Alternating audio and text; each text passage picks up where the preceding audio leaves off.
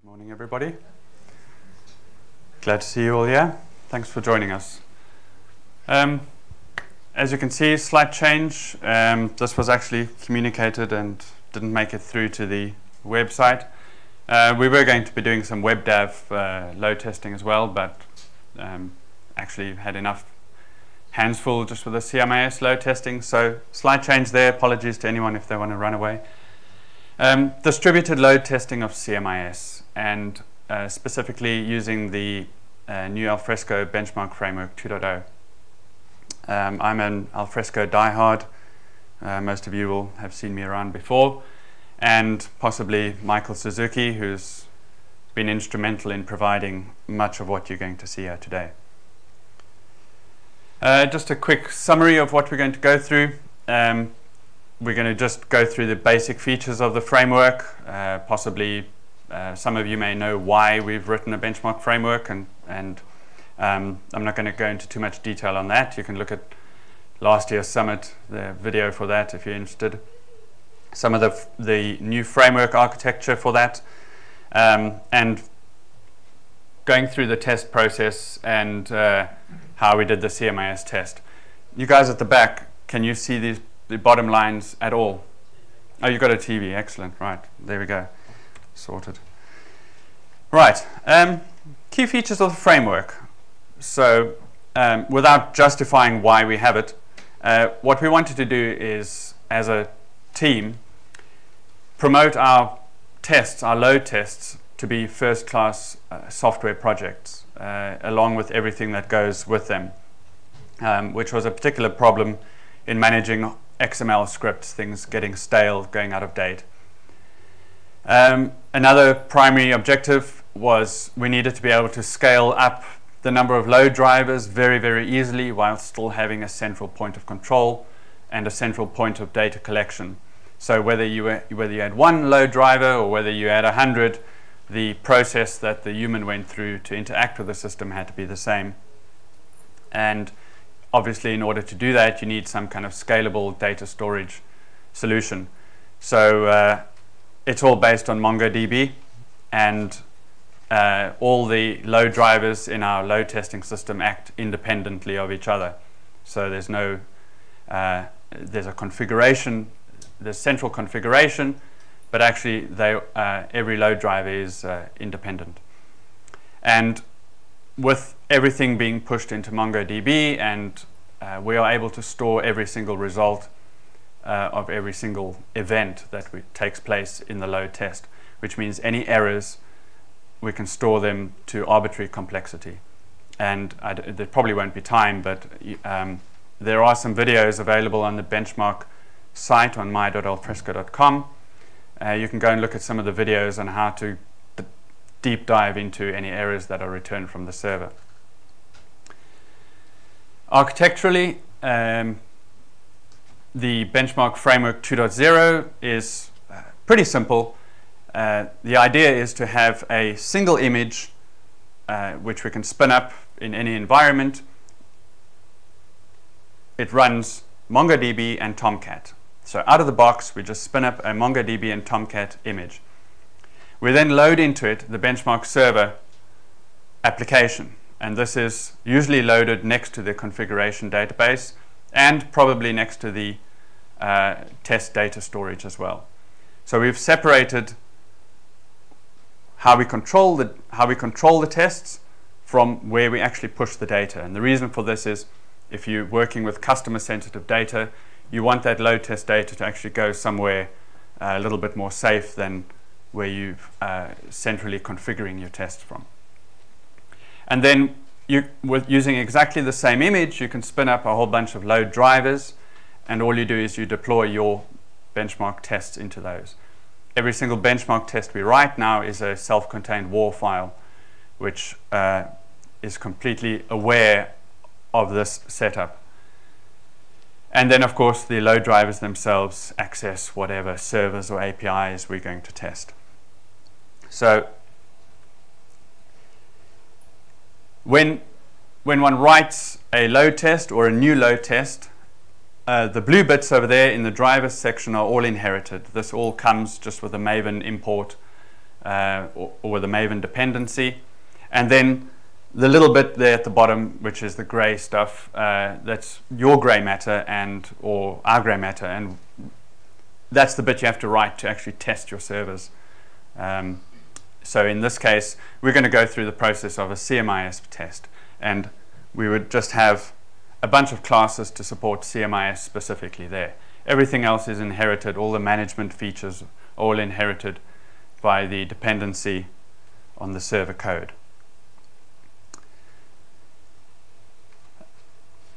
So I have a few videos available as well. I'm not going to go through them here really. They're not of that much, we just don't have time for that kind of thing. We have Maven archetypes for your tests. Literally take you probably about, if you're typing the right commands, it can take you about a minute to go from nothing to having a load test running on your local server. And you can test it locally and stuff. All the support is there for that. So just a little bit of the process that we go through. The first thing is you take an artifact, you build up a sample test, and then you start ripping out the sample code and putting in real code that's going to do the real testing for you, and use a continuous integration process or a continuous build process to make sure that everything stays green. And finally, when you've got your real test, you can stick it in Bamboo and you can actually run your load test with every build to make sure that everything stays green and it's all good. And you don't get regressions, and your load test actually remains valid for your product, which is a little bit more of a problem if you're writing vast XML scripts. So a little bit about our testing infrastructure. One thing is, what is the point of the CMIS test? Well, what is the point of any load test? Some load tests, you want to kill a server. You just want to see where the bottlenecks are in the actual server code. In this particular test, what I wanted to see was, how did CMIS perform when it was actually running across different sort of time zones? Now, that's a completely different kettle of fish, and for that we need to very easily be able to spin up a test which is next to your server and a test which is running in a remote location, and actually doing that in a quick and easy way without having to import files from all over the place and spin up all kinds of different environments. So, anybody know which flag that is? Yes? Yeah. Island. Let's start on the right hand side. I've got a benchmark server running in Ireland. Literally this is just the benchmark 2.0 WAR file dropped into a Tomcat on top of a MongoDB database. You'll see a video in a little bit about how that's configured. We have an Alfresco server straight out of the box running on pretty rubbish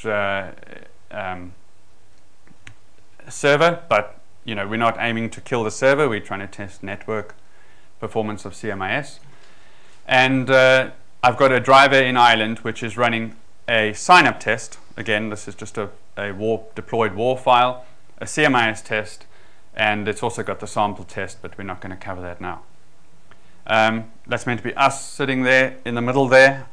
On the right-hand side, I've got another driver sitting in Virginia. It's only got the CMIS test running in it. And I had deployed a driver to Sydney, but the results didn't bear looking at. So we're not going to cover any of that for time reasons today. Right, I think it's probably time for us to just give a little bit of a demo about the stuff. Excuse my machine there. Right. I need to press play.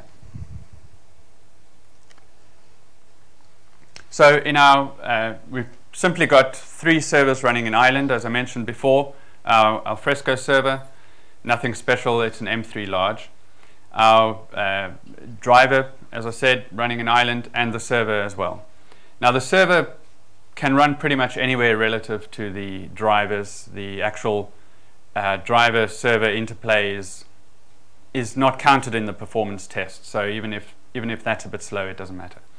I've logged into our Alfresco server here. I'm searching for some users called London 01,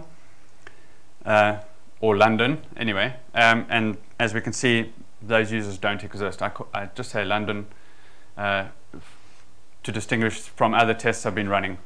Yeah, CMIS Workbench, pretty much straight out of the box, logging into that, checking to see that I've got access for my server, and that's pretty much it from here. If I nip over to the benchmark server, you will not have seen this before, but you'll see a little bit more of it later. This is just to make sure that that machine is available. Now, the benchmark drivers are headless, so there's no UI associated with the load driver, but you can go onto the Tomcat management console and you can see that these tests are there. In this case, at the time that took the video, they weren't deployed. So the difference between a driver having this test available and not being available is simply whether that application has been started or not. And this is Virginia that I'm having a look at. You can see I've got a share test over there as well, which is a Selenium-based test, but we're not going to deal with that today.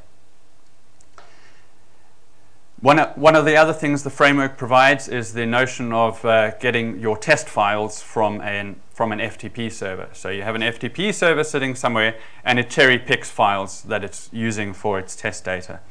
And there's a nice file, maybe you can't see it, called searches.txt, which contains a whole bunch of search terms that it will use for testing the search capabilities. So that really depends on your that depends on what kind of data you're putting in. You can configure or change those search terms. Right, just having a look at what's actually inside one of these instances that we spin up in Amazon. I've got Apache Tomcat 7, straight out of the box, nothing strange about it.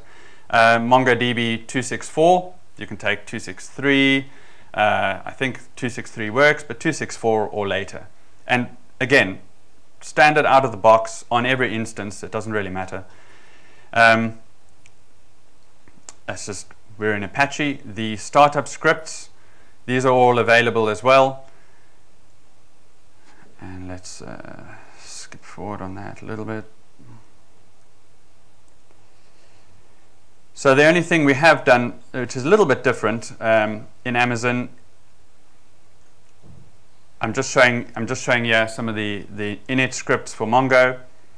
And what we have done, which is slightly different, is the Tomcat setenv script.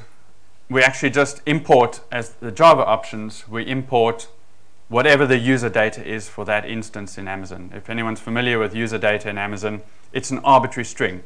So we inject an arbitrary string into the Java options for your Tomcat server. And I'll show you in a little bit exactly how that's used or why it's used. If we head back to our architecture diagram here, you can see that every driver has to know about the central config data.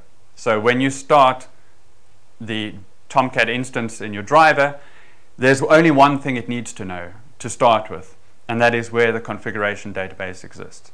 So that is what I'm going to show next in the video. So if I've taken it, from let's say this driver is stopped, it's not running in Amazon, and I want to start it up, and point it to the centralized configuration database. Really, all we need to do when we do that is edit the user data for that server. So that's, if you remember, the server and the Mongo configuration database all live on one machine. So I've copied the server IP address, changed the user data. So you can see I'm setting the Java heap size, but also I'm setting the Mongo config host and just pointing that at the centralized location. The data location we will configure when we run the tests a little bit later. Right, and yeah, we're going to kickstart that test, and we're going to go and do the same thing with the server in Virginia. or kickstart the load driver, and then we're going to head off and do the same thing in the Virginia instance. Right, skipped over that.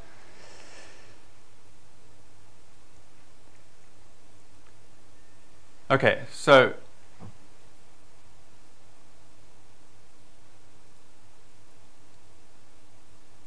right, as far as starting the server up, the central server itself lives on the same instance as our configuration database. So when I start that up, I just use localhost. It's easier.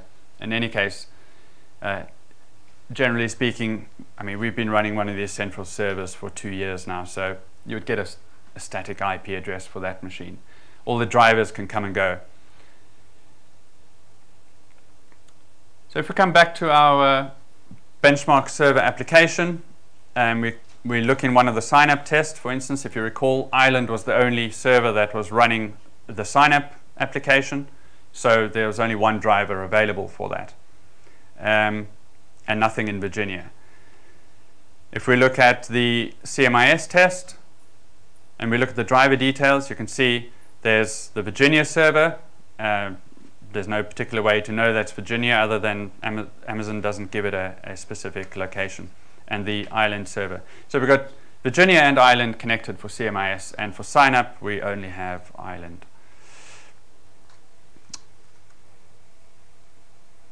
Right, a little bit more preparation. As you know, if we start up an Alfresco server,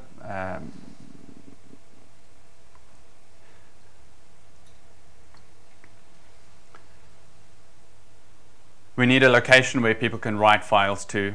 This is really just going through the process of creating a test folder that everyone has access to. To be honest with you, I think for time reasons, I've created a folder called Shared Demo 1 and granted everybody access to that. And you'll see later that we're going to use that folder in our CMIS test. Yeah, everyone has write capability to that. Right, so we need to create some test users. Starting from a clean system, this is having a look at our Mongo database. There was no database actually there. These things are created on the fly. Apologies that stuff is so low down on the screen. I'm just going through the process of starting the benchmark server application. Bearing in mind I've cleaned everything out now for you, and chucked away all the configuration, and we can go and look and we can see, although I've started the server, there are no test definitions available. If we refresh in our configuration database, we can see the data structures have been created, but they're all pretty much empty. There's nothing there. So when a driver comes online, the first thing it does is it tells the configuration database about all of its options. Again, this is fed from the driver side, so your application determines which properties need to be set and how things get configured. So I'm going to start the CMIS test. This is in Ireland, and also, we're back at the server. We've started a CMIS test in Ireland, and we've started the sign-up test, and you can see now already these test definitions are available. Our tests use a strongly typed, use the Maven naming convention, as well as a schema number. Perhaps we can just nip back.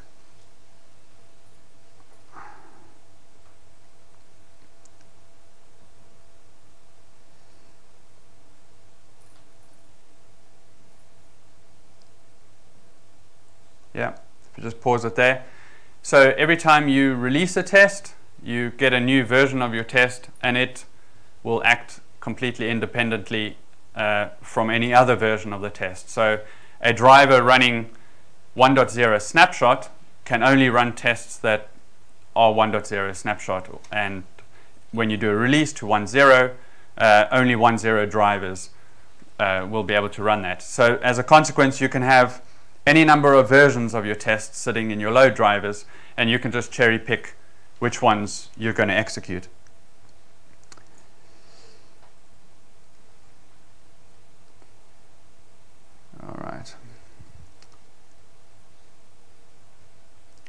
So we've created a sign-up test. It's pulled in all the default properties, which again are defined as part of the development process of your test.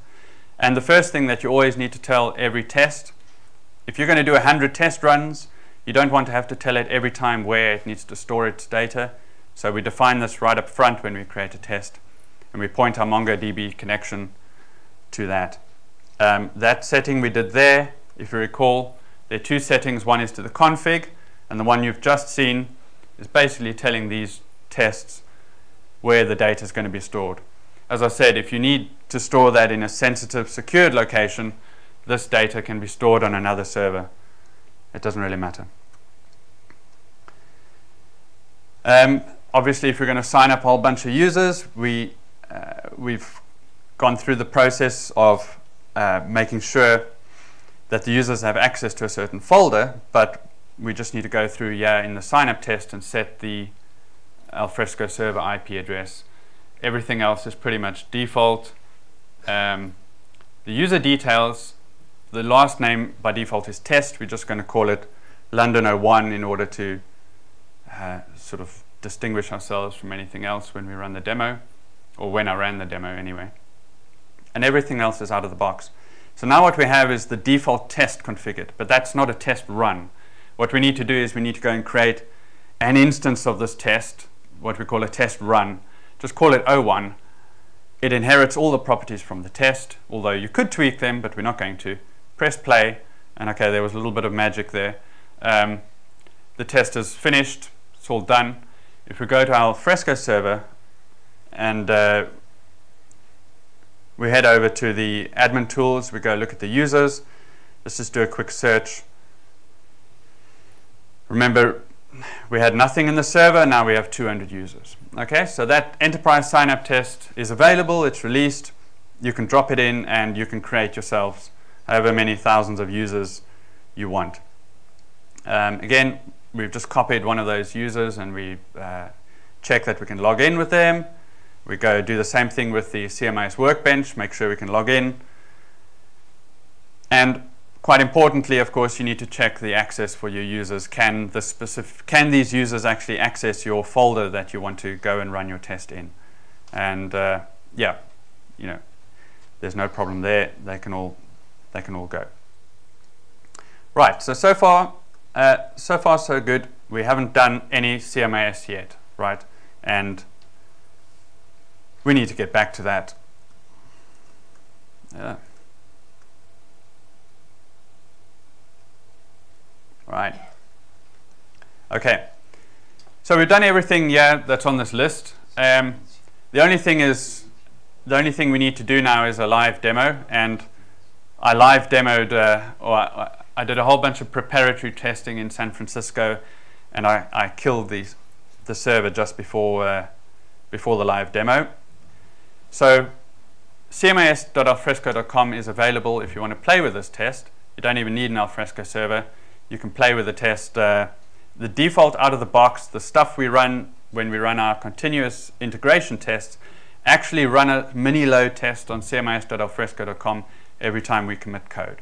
So we know that the test is working against that server anyway, and since it's a bog standard CMIS test, and even though that's running version 4.2, that's not a problem. Our test, we know when we've created a problem in our test when that goes red. So let's just give a quick outline of the test itself. At the end of these slide presentations, there are a whole bunch of links to where all the code exists and stuff. It's on GitHub, and some of the Alfresco specific tests are in SVN, but it's all publicly available. So I sat down and generally speaking, I like to write my test in a scenario-based way. So scenario 1 means you do X, Y, Z, and scenario 2 you do A, B, C, and then right up front you have a randomly distributed selection between these different scenarios. The way the framework works is that it doesn't matter that you're running scenario 1. We don't care how long scenario 1 takes. We time every single action that is performed. So if scenario 1 consists of 10 actions, every one of those actions is recorded, you know, the time it took, whether there was a delay in executing it, whether there were errors returned from the server. All of this stuff is recorded in the NoSQL database in Mongo. So I've come up with 3 scenarios, and this was just for Summit specifically.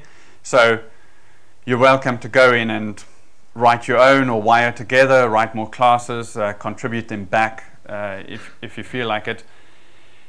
Scenario 1 just finds a random folder and does a file listing. Now this one won't necessarily, the scenario 1 won't necessarily hit that shared folder we created. It can hit any folder in the repo. So that's a good one for testing search against the size of your, you know, if you have a particularly large repository, you can run scenario 1, and you can configure scenario 2 and 3 not to run at all if you want.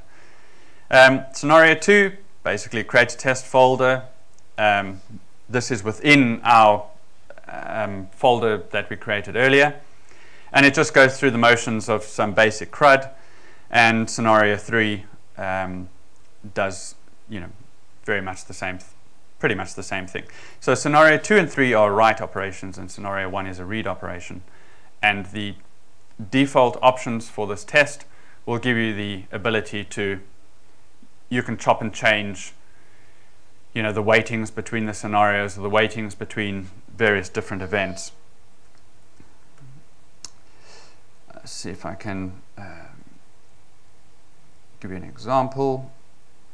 We have a bunch of configuration options.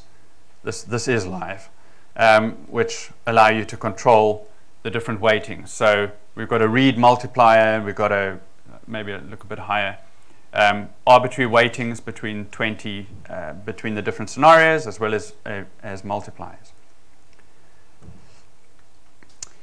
Right, I've got a bunch of videos up on finding the sweet spot with a load driver when running in Ireland.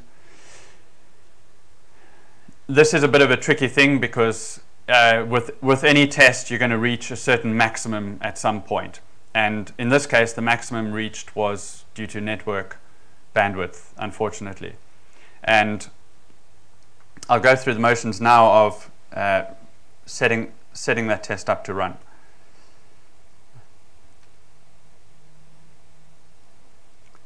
Right. So coming back to our Mongo database, you don't really need to spend too much time in here. This is just for information purposes. We've gone through a sign-up test, so we have a bunch of sign-up results. We also have what we call a mirror database, which contains the list of all the users we've created. Now the CMIS test uses that mirror to randomly select the next user. So they can get the username, password locally. They don't need to go to Alfresco and query for random users, which is quite a difficult thing to do. Our CMIS test, which we've just created, looked at the driver details there. We've got both server Ireland and Virginia running at the moment. Right, we set the MongoDB connection. This is something you do when you create a test right up front. And you hardly ever have to do this, but you've seen it twice already, but it's something you do pretty rarely when you create the test. And you'll see that we're going to go and create a bunch of test runs in a minute. As for load control, I'm going to reduce the default load to only create 1 CMIS session per second. This is just the default. And just a quick question. Who's familiar with the CMIS operation context for OpenCMIS? Right. It's basically just a Java class which allows you to control things like caching, etc. in CMIS. So anything that you can tweak in there, you can tweak in the load test as well. Naturally, we need to set the URLs for CMIS, and we've already got those in the workbench. If you're familiar with CMIS, that's there, but it's exactly the standard. So we set that. We set the IP address for our server, so that every data mirror contains the server IP address, so that you can have multiple data mirrors and multiple different target servers so it knows exactly which user base to go and select random users from. This test requires a target path for the different scenarios to run, so we're going to go and plug those in. And as you can see, the bold indicates stuff that we've overwritten compared to the defaults. We're still busy configuring the test itself. These aren't test runs, so this is just a one-time configuration when you create your test. Remember, we have our FTP server, and we're going to change all those defaults to point to our dedicated FTP server for this test. Just skipped over that quite quickly. The test has a cutoff time of 300 seconds. Change that if you need it, but we're leaving it for now. And there you can configure, again, it's right at the bottom, I apologize. You can configure where your user data mirrors are and things like that. Thank you, we've got 10 minutes. We should be finishing in time with a few questions. Right.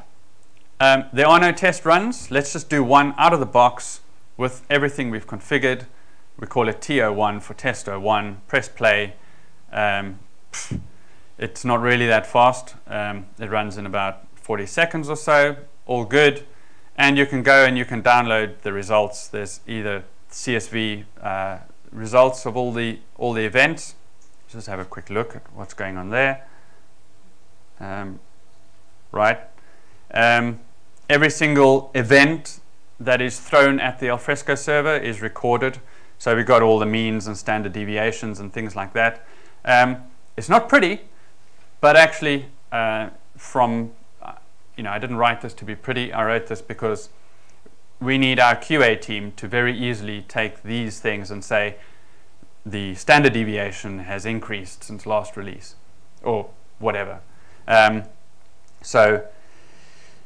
We've gone pretty much with the idea of what can engineering use, what can QA use, and what can you use on every single release and have a nice quick way of going forward. To be honest, a graph really isn't actually that tool. A graph is nice to look at when you've got a problem, but pretty much your mean and your standard deviation are the things we focus on. So you can download a more in-depth spreadsheet as well.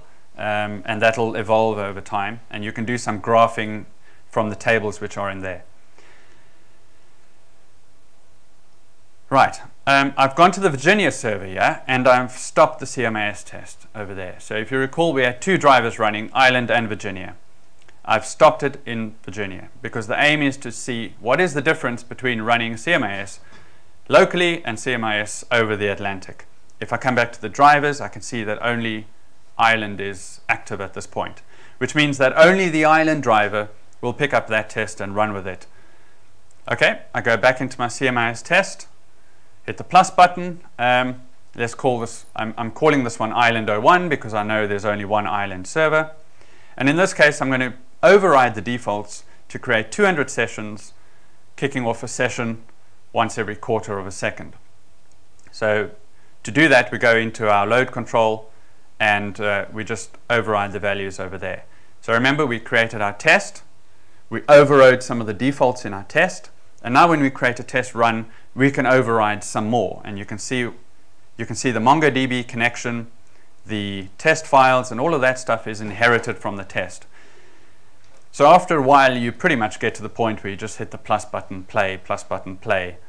And you can spend most of your time actually configuring the Alfresco server to try and cope with the load.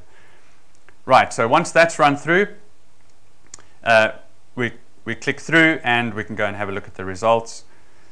Right, we're not going to look at the results right now. Probably the results are available online if you want to download this particular spreadsheet or the spreadsheet that I ran for the San Francisco one. Going back into the CMIS test, again, I'm pointing out we have the Ireland driver here. Now we want to switch the drivers. So we want to enable the Virginia CMIS test. So we're just going to hit start over there, and we want to disable the one in Ireland. We hit stop over there. Bear in mind, you can write any test that plugs into here. It's just a web application on and off. So that's stopped. Virginia has started, and if we go back to the benchmark and we do a refresh there, it's a bit difficult to see, but you can see it's not EU West anymore. That in actual fact, that IP address is in Virginia. So we've switched Virginia on now. We don't really want to actually configure all those defaults we had before. We want exactly the same test to run. So we've just got a little copy icon over there. We're going to copy that test, and we're going to call this one Virginia something or other. Can't remember. Virginia 1. There we go. That's it. It's got all the same properties as the Island one, and we press play. And that literally is how long it takes to go from Island to Virginia and to switch. And we're having a look at our Alfresco server. Yeah, we're monitoring the CPU usage, etc.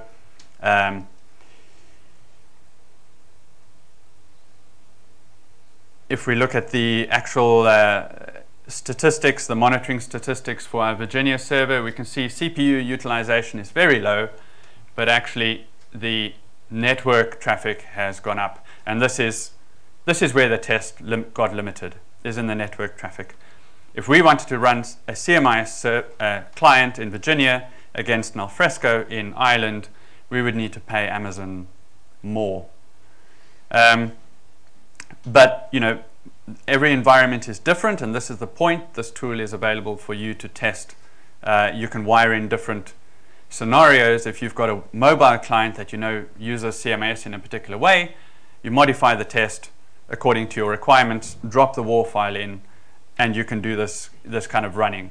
And trust me, if you've got a mobile client using CMIS things from Australia, then yeah, you're going to have to put in a, I don't know, you're going to have to play a video or something, because you know, setting up the CMIS session, etc., takes a long time. Okay, so we've got our Island server. We can download the results. Every single test that runs, every single test run when you download the Excel spreadsheet records all the properties that were set and overridden. So at any point, you can download this Excel spreadsheet and you can see these are the properties that were set for this file, and you can repeat the test very easily.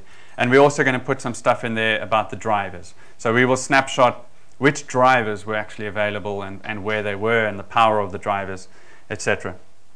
And I'm about to run out of time. 3 minutes. I'm going to be done with the video. This is good timing, actually. Let's just switch back. Yeah. So as I said, the sweet spot there was determined not by the Alfresco server, but in fact by network bandwidth.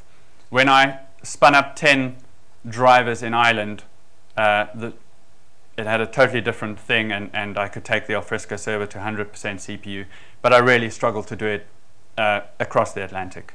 You know, the network just wasn't good enough. Some data comparisons. You would be looking.